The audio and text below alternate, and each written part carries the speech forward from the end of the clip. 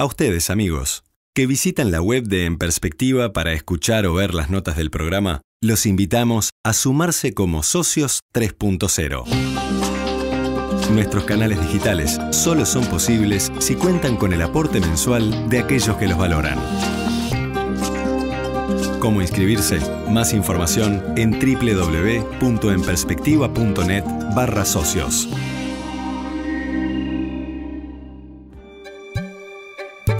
Abrimos, señoras y señores, la mesa de En Perspectiva en este viernes 8 de febrero del año 2019. Estamos con Ana Ribeiro, recuperada. ¿Cómo te va? Muy bien. Volvió de su exilio en el departamento de La Valleja. Exacto. Incilio fue. No, ahí estuviste, ¿no? Incilio. Básicamente ahí. Básicamente sí, al pie de un cerro. Sí, y con poco sol. No te noto muy bronceada. No, estoy llena de pecas y tengo un bronceado camionero fantástico. Una parte sí, otra no. Porque aunque me ponía protector, el sol es implacable. Juan Cropone, buen día. Buen día. Gonzalo Pérez de Castillo. Muy buenos días. Y Fernando Butasoni, que vuelve a acompañarnos en estas mesas. ¿Qué tal, Fernando? Buen día para todos. No va a ser el único tema de nuestra conversación, pero tiene que estar. Es inevitable. Vamos a él.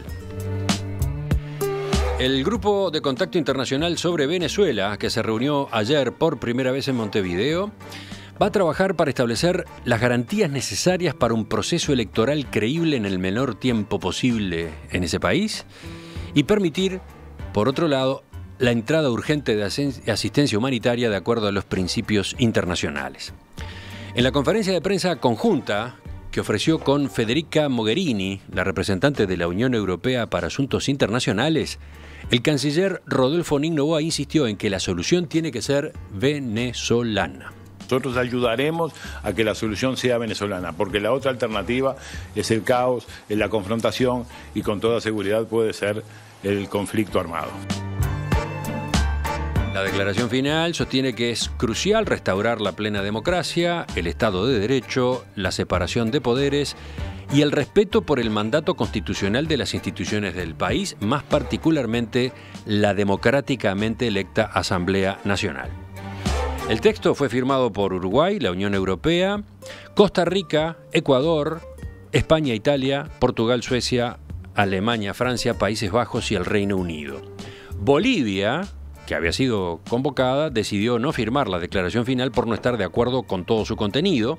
De todos modos, el canciller Diego Pari dijo que seguirá formando parte del Grupo de Contacto Internacional. Por otro lado, el canciller mexicano Marcelo Ebrard dijo que su país no participará de este ámbito, estuvo como observador, pero no participará porque no puede, por mandato constitucional, apoyar la injerencia política en otros países. Bolivia y México van a continuar trabajando bajo el denominado Mecanismo de Montevideo, que también integran Uruguay y la Comunidad del Caribe, CARICOM. Recuerden, esta iniciativa se anunció el miércoles también acá, en la capital uruguaya, y va a trabajar en paralelo, va a existir en paralelo para acercar las partes, pero sin exigir condiciones como las que aparecen en el documento del Grupo de Contacto Internacional. Allí hay todo un debate sobre si se está poniendo condiciones o no en el trabajo del Grupo de Contacto Internacional. El canciller mexicano ayer, por ejemplo, fue muy enfático. La diferencia entre el Grupo de Contacto Internacional y el Mecanismo de Montevideo es que desde este último no se ha puesto ningún condicionamiento a la comunicación entre las partes. Bueno, estas son las novedades. Está la entrevista que hicimos hace unos minutos con el canciller Rodolfo Noboa, donde profundizamos en varios de estos temas. ¿Qué dicen ustedes? Empecemos con el experto en relaciones internacionales de la mesa. Bueno, yo creo que el gobierno tiene que estar muy contento de tener malabaristas como Rodolfo Noboa, Danilo Astor y todo, que les salen a explicar lo inexplicable y lo hacen bastante bien. A ver, la diferencia importante acá es otra. El gobierno del Uruguay, o el grupo del contacto, como se llame, lo que está haciendo es reconocer legítimamente a Maduro como un presidente legítimo y el resto no. Eso es una diferencia fundamental. Para este grupo de contacto internacional, Maduro no es un presidente legítimo porque las elecciones en las cuales fue votado fueron anticonstitucionales y además fueron truchas. Entonces, eso es lo primero. Segundo, cuando dicen, la solución la tienen que hacer los venezolanos, la tienen que dar los venezolanos. Por supuesto, ¿qué más elección, qué más solución dada por los venezolanos que unas elecciones?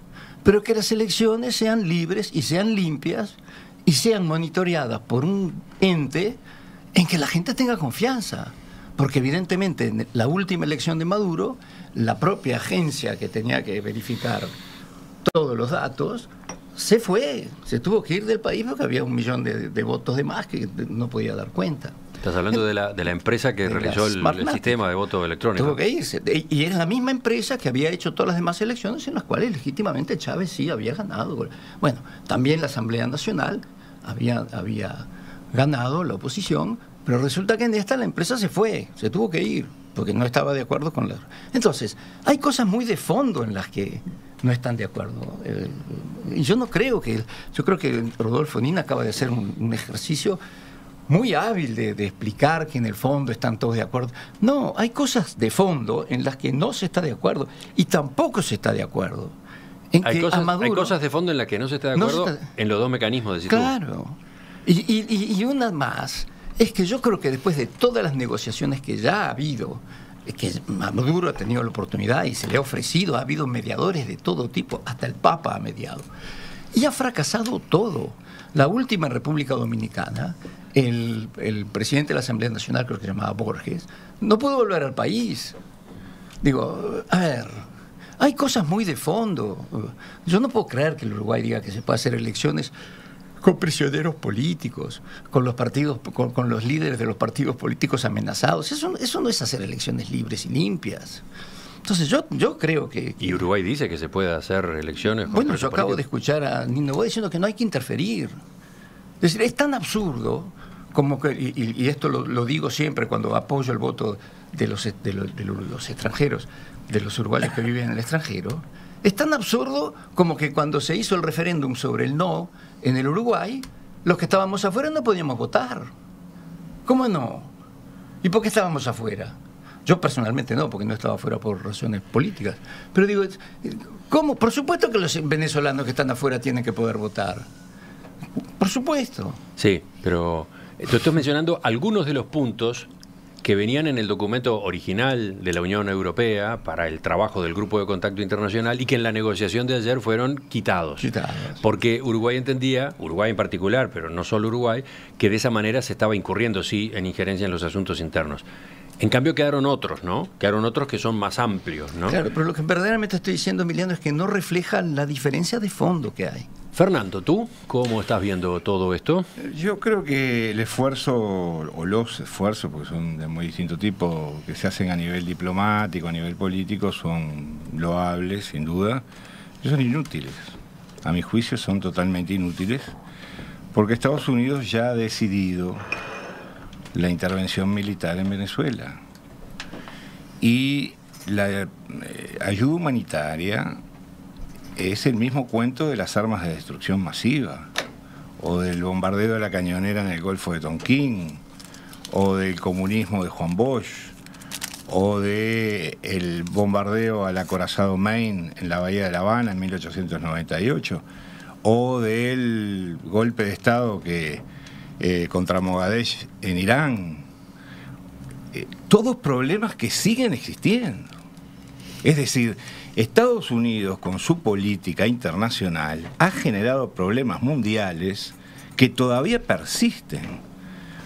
Cuando interviene en la guerra cubano-española de en 1898, guerra que ya España la tenía perdida, y Estados Unidos prácticamente convierte a Cuba en un protectorado, genera un problema que dura hasta el día de hoy.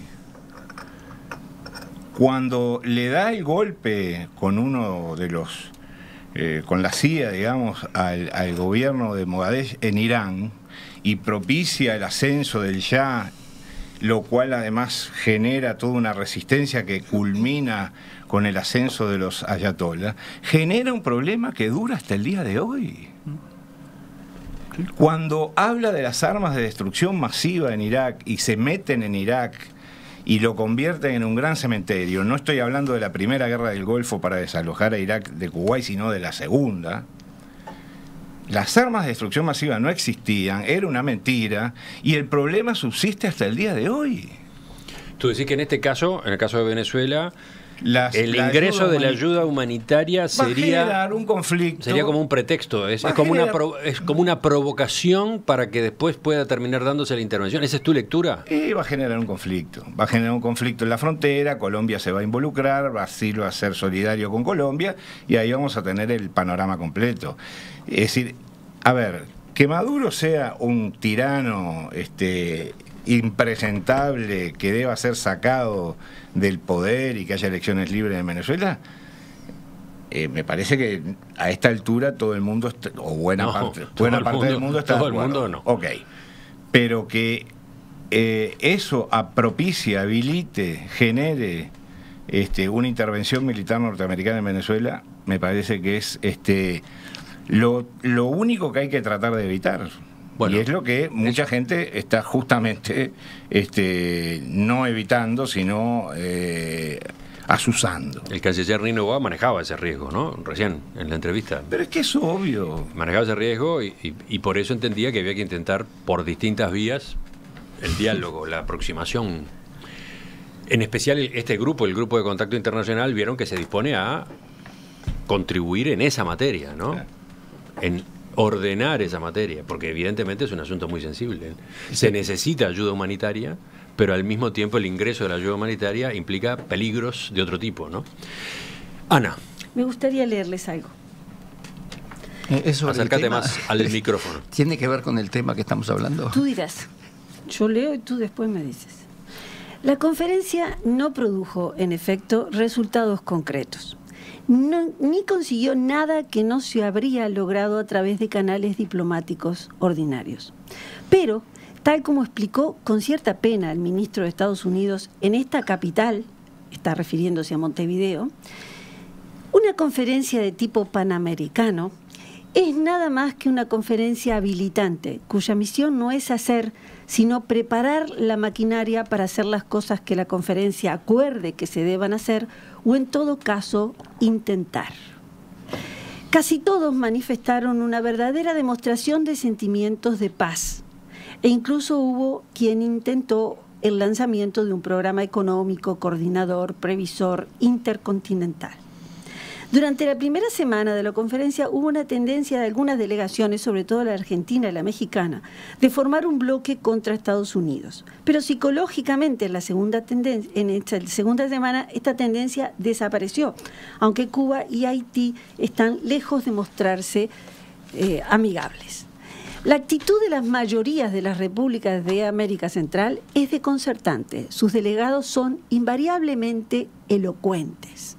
Pero es difícil decir qué es exactamente lo que quieren y cuál es su verdadera actitud hacia Estados Unidos. Eso podría ser casi una buena descripción de las cosas que están pasando, si no fuera porque es el informe diplomático anual de Milton Drey ante el gobierno inglés al que representaba en Montevideo en el año 1934 con Terra en el poder. Te veíamos venir. Dicho esto, de las líneas de larga duración que envuelven las cosas y que entre otras cosas atrapan esa intervención que desde el Big Stick en adelante Estados Unidos practica en el mundo con todos los magullones que va dejando por el planeta. Dicho esto, el mecanismo de Montevideo creo que fue el día miércoles, ¿no? Y ayer jueves hubo una cosa que era completamente distinta. O sea, ayer jueves hubo un cambio importantísimo en la postura de Uruguay. Yo ayer sentí cierto regocijo y que el presidente Tabaré Vázquez, cuando hablaba, representaba una línea de larga duración internacional, de política internacional de Uruguay, que hasta el día miércoles no la había representado. En realidad es ese giro, ese cambio que sí lo hubo, terminó de quedar claro en realidad al final de la reunión, ¿no? Al final. Hasta el miércoles yo estaba bastante enojada, porque el impresentable Maduro, como bien dijo nuestro compañero Fernando, comparado con Guaidó, yo no sé quién es Guaidó ni qué se trae debajo. No te preocupes, que casi nadie sabe. Casi nadie sabe. Pero le agradezco profundamente una cosa, y es que me libra del ridículo, que siempre te genera una vergüenza mitad propia y mitad ajena. Que me libere del peso, del ridículo de Maduro cada vez que aparece, es algo que yo le agradezco a Guaidó, sea quien sea. Pero hablando en esos términos, la postura de Uruguay estaba lejos de ser neutral. Ha habido una relación casi carnal muy intensa de Uruguay con Venezuela. Eso es imposible de negar en términos económicos, en términos políticos. Ha habido una suerte de romance, de acercamiento intenso al socialismo del siglo XXI. Pequeño matiz. Más temprano en la entrevista, Nick Noboa recordaba una cantidad de declaraciones que Uruguay acompañó en el pasado reciente en las que se marcan diferencias con el gobierno de Nicolás Maduro. Pero más allá de que se marcaban diferencias, todo el mundo te puede decir, bueno, cuál es la situación de Uruguay con Venezuela. Era de un acercamiento que no tenía precedentes históricos, por lo menos en lo inmediato, en el siglo XX, tan fuertes como hasta ahora. Recién ayer, al final de la conferencia, caímos en la vieja actitud de neutralidad. La neutralidad siempre es una cosa muy difícil, es bueno decirlo, y ha sido la política de más larga duración de Uruguay, la que más hay que cuidar en materia de política exterior, es la más frágil y es la que más fortaleza nos da, es la que nos blinda a un país de apenas 3 millones de personas. Luego, y termino acá, algo que dijo Nick Noboa al final de la entrevista y que yo lo escuché, dijo: Guaidó no quiere elecciones y Maduro sí. Claro, Maduro quiere, pero solo para la asamblea de la cual Guaidó es el presidente, no quiere elecciones generales. O sea, que el canciller no juegue con la inteligencia del pueblo uruguayo, que tan tontos no somos. Bueno, ahora escuchamos a Juan, antes de pasar a la conversación más abierta. Bueno, yo no voy a hacer un comentario, voy a hacer un metacomentario. ¿Cómo te extrañaba, Juan? Recién ahora me doy cuenta. Antes de que venga el metacomentario, y complementando lo que decía recién Ana, hablaba de un giro, de un cambio ayer en Uruguay, Nina admite que sí, que hubo un cambio con respecto a posiciones de días anteriores. Dice: el Uruguay muestra su flexibilidad y ante la situación que ahora se está dando, en la que hay 2 presidentes disputándose el poder, dice, parece que a esta altura, cuando hay 2 gobiernos, 2 presidentes, la única forma de salir, o parecería que la fórmula para salir, es una elección. Eso es algo que hasta ahora Uruguay no había dicho y ahora pasa a decir porque cambiaron las condiciones. Y además pide condiciones específicas para esas elecciones. Bueno, y ahí empezamos ahí entramos en una zona gris, porque Nin no las califica de condiciones. ¿No? No, él dice que no son condiciones. En cambio, el canciller mexicano sí las ve como condiciones y por eso decidió no participar del grupo de contacto internacional. Bueno, todos saben que mis análisis suelen empezar por la economía, pero en este caso no pude encontrar una razón valedera para justificar la conducta de Uruguay. De modo que, excepto algunas razones muy mezquinas y dudosas que se han planteado, de modo que tuve que buscar otras razones, ¿no? Y entonces creo que, ¿por qué estamos metidos en este baile? Estamos metidos en este baile porque es el resultado de la lucha de 2 egos, el del Pepe y el de Tabaré. Es decir, la competencia es por quién logra mayor importancia internacional, ¿no? Es decir, evidentemente esto, para lo que sirve, es para poner Uruguay en el mapa. Un país que no existe, lo ponen en el mapa, seguramente aparece en noticiarios durante 5 minutos, todo ese tipo de cosas. Y seguramente el Tabaré Vázquez también, el presidente del Uruguay, también aparece en los comentarios todos durante 5 minutos. Y para mí, como para muchos, seguro que no saldrá casi nada de todo esto. Y para complementar el carácter así de burlesco que tiene esta reunión y que no va a llegar a nada, está la frutilla de la torta.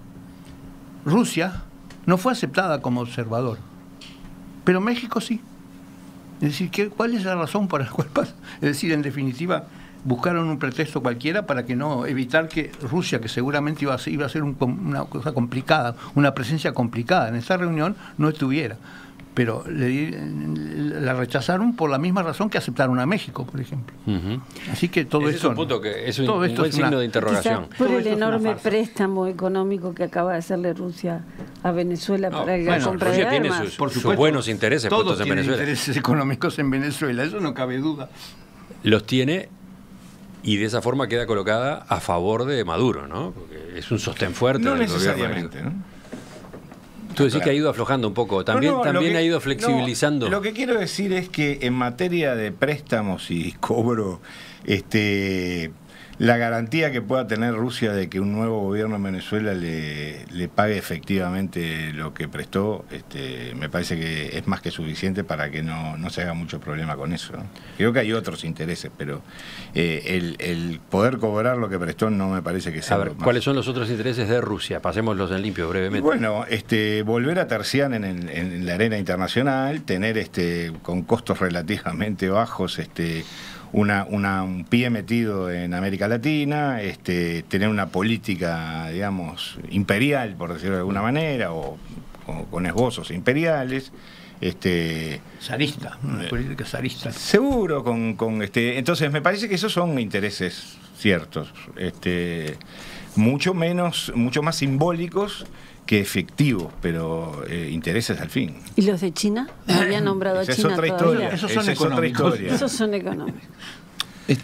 Yo lo primero que quiero decir es que yo puedo suscribir casi que enteramente lo que dijo Fernando en cuanto a lo nefasto que ha sido la política americana para nosotros en el pasado, incluyendo también le meto también lo de Irak y tú dijiste lo de Reza Pahlavi, te referías tú en Irak. Fatal, efectivamente, errores monumentales que estamos pagando hasta el día de hoy.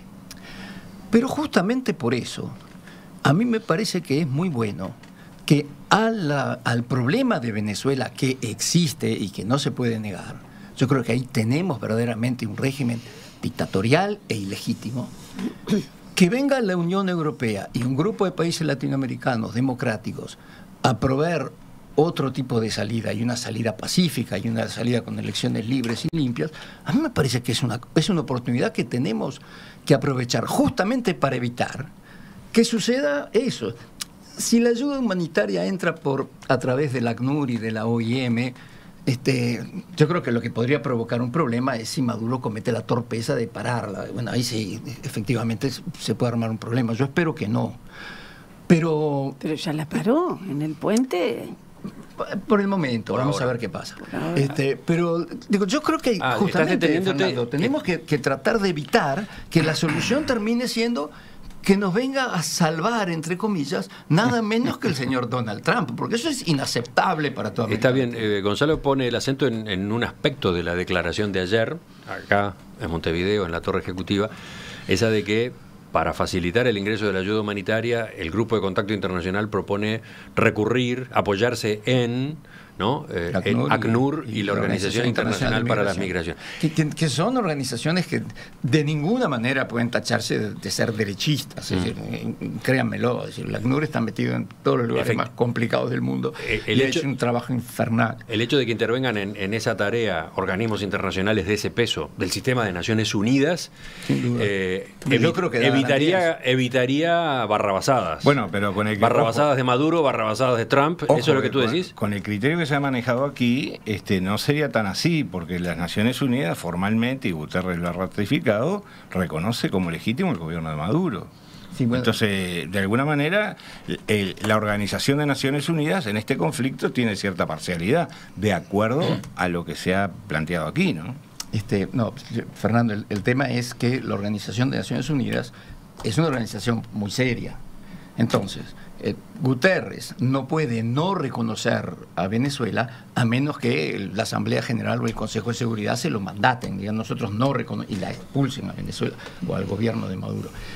Yo creo sinceramente que el secretario general de la OEA se adelanta, porque no hay una resolución de la OEA de que el presidente de Venezuela es Guaidó o que está dividido, no la hay. ¿De la OEA no? De la ONU. No, por eso digo. De la OEA. Yo creo que Almagro, Almagro, como secretario general, se adelanta a las resoluciones. A la resolución de su cuerpo. Guterres toma una posición más, pienso, propia de un secretario general, decir, bueno, yo no me voy yo personalmente a dar mi opinión hasta que la ONU no se pronuncie. Y la ONU efectivamente no se ha pronunciado sobre cuál es el gobierno legítimo de Venezuela. Va primero Juan y después Ana, a ver. Bueno, yo por supuesto estoy de acuerdo con la injerencia nefasta de Estados Unidos en el último siglo en el planeta, ¿no? Y en particular la de Mossadegh, ¿no? Es decir, creo que Mossadegh y el Shah y el Ayatollah Khomeini y todos los ayatolás son una herencia maldita de una pésima política exterior norteamericana, ¿no? Para combatir el socialismo en aquel caso. Sí. Pero, bueno. Mirá cómo lo combatió. Sí. En la semana pasada yo dije que para mí era una jugada maravillosa Estados Unidos, cómo había organizado todo este acontecimiento, todo esto de Guaidó, qué vuelta habían encontrado, una cosa fantástica desde el punto de vista... es decir, me hace pensar que hay alguien que no quiere hacer una intervención militar, sino que viene con otro tipo de mecanismos, que igualmente peligrosos, ¿no? De modo que yo creo que esto no conduce a nada, es decir, todo esto va a resolver Estados Unidos, lo que pasa con todo esto que está acá, no me cabe duda. ¿Verá? Sí. ¿Por qué decís que es igualmente? Yo no sé, yo estoy totalmente de acuerdo contigo, creo que ya lo dije, que esto del reconocimiento de Guaidó no fue un acto espontáneo de que todo el país del mundo se pusiera. Perdón, tampoco espontáneo fue que un grupo de expresidentes latinoamericanos firmó una carta de reconocimiento al presidente encargado Juan Guaidó antes de que Juan Guaidó se autoproclamara presidente encargado. Pero no un día, 8 días antes. Y entre ellos había algún expresidente uruguayo. Entonces, vamos a engañarnos. Ahora, no, pero yo quiero creer que como eso es decir, a ver, se necesita una salida para Venezuela, porque a Maduro no lo sacás, y no creo que él vaya a salir por voluntad propia, porque está demasiado metido y tiene demasiados problemas y los va a tener si deja el poder. Entonces Maduro ha demostrado por todas las formas de que él no va a salir pacíficamente, o por lo menos va a hacer todo lo posible por no hacerlo. Entonces, que se organicen estas cosas, mismo si Estados Unidos tiene un grado de injerencia muy grande, pero siempre que sea una salida pacífica, yo creo que yo no tengo inconveniente con eso, que se generen estos movimientos diciendo, mira, te tenés que ir y acá tienen que venir elecciones libres, elecciones limpias, donde el pueblo venezolano decida cuál es el presidente que quiere tener. Me parece que tenemos que apoyar eso. Ahora, estas elecciones no pueden ser con presos políticos. A los uruguayos nos van a venir a decir esto. ¿Cómo va a haber elecciones con presos? ¿Cómo va a haber elecciones con los líderes? Acá fueron, pero fue muy malo. ¿Cuál era la otra salida? No, es otro tema. Pero digo, no es como debe ser. Ese es un buen ejemplo para la discusión, ¿no? Ese es un buen ejemplo para la discusión. No es como debe ser. Acá había proscriptos, a presos políticos, un montón de exiliados. Es cierto. Y fue una salida pacífica, digamos, mediatizada, que podía no dejar contenta a mucha gente, pero que al final fue una salida. A propósito de intervenciones extranjeras, hace un rato hablábamos de, Estados Unidos, papel de Rusia, en fin. Hay oyentes que notan el hecho de que Cuba tiene hace años, una presencia muy fuerte en Venezuela, ¿no? Sí. Silenciosa para muchos, pero no solo en Venezuela, en otros países también. Pero en la estructura de gobierno y de las Fuerzas Armadas de Venezuela. Viene a cuento eso con lo último que yo quería agregar. Hay una falsa dicotomía que se instaló en los discursos en estos días y que estuvo muy presente ayer, y es la de decir, el camino del diálogo es el camino de la paz, y todo lo otro es el camino de la guerra. Y cuando alguien dice guerra, está hablando de dos contendientes por lo menos mínimamente capaces de llenar cánones de paridad o cierta igualdad. Puede haber un cierto desequilibrio, más, menos armas, pero son compatibles de un enfrentamiento. Pero acá no estamos hablando de eso. Cuando decimos guerra, no es solamente si no hay elecciones, no es solamente el peligro de la intervención militar norteamericana, es el peligro de esa desigualdad militar atroz ya establecida dentro de Venezuela, al cual muchísimos observadores internacionales califican sin que les tiemble el pulso de narcoestado. Estamos hablando del cártel del Sol, estamos hablando de la implicancia de Diosdado Cabello, muy probablemente probada en ese cártel. Entonces, la población frente a eso, la población venezolana, ¿qué puede hacer? Está atada de pies, de manos, está embreada, es terrible la situación. Cuando uno dice, a ver, ¿de qué paz estoy hablando? ¿Van a ir a elecciones con el voto así, va a ser luminoso sufragar? Por favor, no nos engañemos. Claro. No es cierto. Sí. No es cierto. No, a ver, las elecciones acá... Dale, lo último. No, digo, las elecciones acá se dieron, no fueron como deberían haber sido, pero había un sistema electoral que funcionó. Así todo, Sí, yo no estaba en el país, estaba afuera, pero creo que el no ganó por un 54-46 o una cosa así. No fue 90-10. Sí, no fue. Y la población, en las primeras elecciones libres, limpias, el partido que representaba a los militares creo que sacó 3%. Entonces, lo de acá fue una salida que zafamos. Pero las elecciones tienen que ser libres y limpias y con todas las características. Y esto acá fue bueno, sí, lo aceptamos, pero porque no había otra salida. Pero yo creo que en Venezuela hay que ir. Lo que está proponiendo ahora este grupo internacional es la salida, y si nosotros apostamos todo a eso, entonces podemos evitar que haya un conflicto armado y hacerle el juego a quien en los Estados Unidos quiere invadir, que no son todos los americanos. Silencio.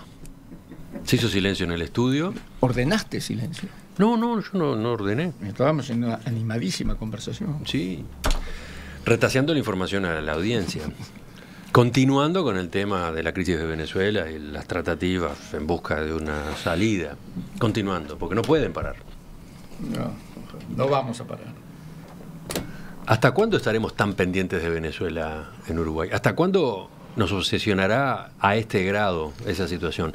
Es tremendo cómo se instaló en la agenda uruguaya, desde todo punto de vista, ¿no? Sí, yo creo que ahí juega un papel muy importante los medios de comunicación y la política interna, ¿no? En todos estos días hemos visto como desde todas las tiendas políticas la problemática de Venezuela se ha, digamos, asumido como caballito de batalla, ¿no? Como un alfil que recorre para aquí y para allá el tablero, volteando lo que puede voltear, con denuncias, contradenuncias, sugerencias, especies que se corren y después desaparecen, un montón de cosas. Pero hemos sido intoxicados de información, muchas veces dudosa con respecto a Venezuela, de todas las partes, no estoy hablando de una. Pero el mundo entero está pendiente. Ayer en los informativos europeos era la noticia número 1. Después venía la propia problemática de cada país. Pero además, Fernando, yo creo que es muy importante que los latinoamericanos discutamos estas cosas, porque recuperar la democracia fue una cosa muy problemática y muy dolorosa, y tú lo sabes mejor que nadie. Y cuando empiezan a suceder estas cosas y de vuelta nos encontramos con estos dictadorzuelos que vuelven a traer este tipo de régimen como el de Maduro y varios más, yo creo que tenemos que protestar. Faltan, claro que sí. Faltan 7 minutos para las 10 de la mañana.